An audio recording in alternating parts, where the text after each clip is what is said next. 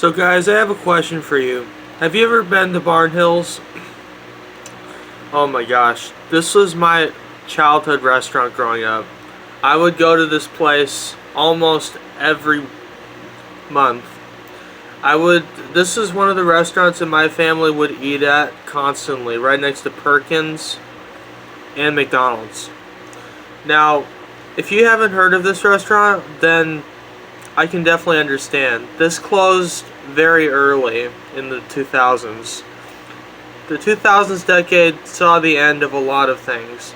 It saw the end of the Sam Raimi Spider-Man franchise, and it also saw the end of one of the most nostalgic buffets ever. But sadly, this is one of those places that seems to be forgotten, and a lot of people don't even know what Barnhill's is. In the midst of Golden Corral, Ryan's Old Country Buffet, and many others, this is one of those forgotten buffets that either you haven't heard of or you just can't remember. But they were once a big buffet chain. And so I'm going to be the one to talk about this because nobody seems to talk about it. So let's go ahead and talk about why Barnhill's went under and why they shut its doors for good. Okay, so sadly guys, I couldn't find much information about Barnhill's or the history of it. But I can tell you what I know from experience. I remember. So when we went there, it was packed and the food was always good. The ice cream was always my favorite part.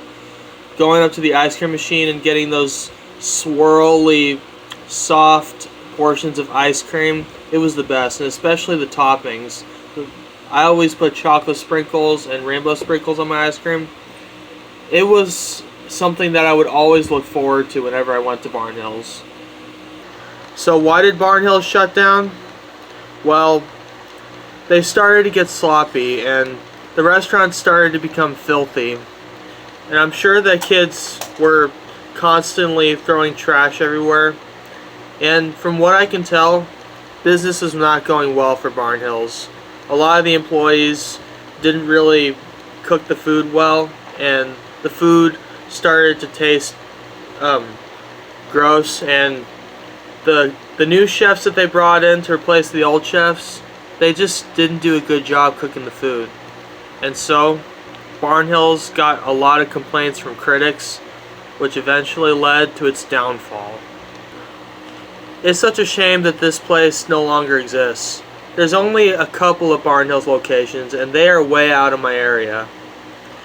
In 2006, I think it was, they announced that they would shut their doors for good.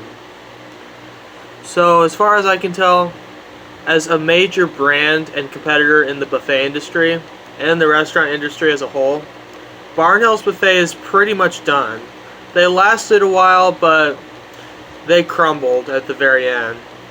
It still sorry guys. It's still such a shame though. I really wish that this place was around and that I could share those nostalgic memories again.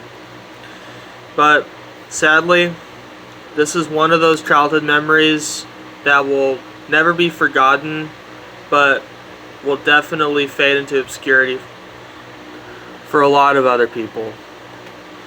And it's sad that not a lot of people know about this place. I met a kid at Ichiban Buffet and I asked him if he knew what Barnhill's was. And he said he'd never heard of it. He didn't even know what Barnhill's was. And Ichiban Buffet, that actually used to be a Barnhill's, and that's why I asked.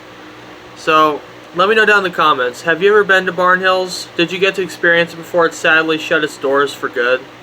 And have you been to the one in Arkansas or any remaining Barnhill's location? It is a shame that I can't experience those memories at Barnhill's like I can at Perkins now. Call me a nostalgic fool, but I miss this place. I miss the childhood memories that I had there. So let me know down in the comments, and I'll see you guys later.